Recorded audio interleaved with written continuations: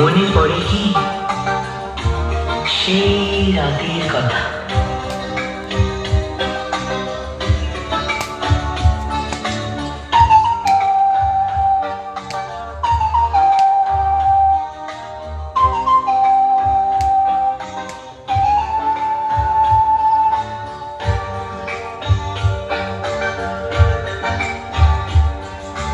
শেষ গ্রামে দুজনাতে হাবুড়ির এক রাতে দেখা হয়ে গেল 3টি বছর পরে। জানি না কেমন করে এমন হলো। শেষ গ্রামে দুজনাতে হাবুড়ির এক রাতে দেখা হয়ে গেল 3টি বছর পরে।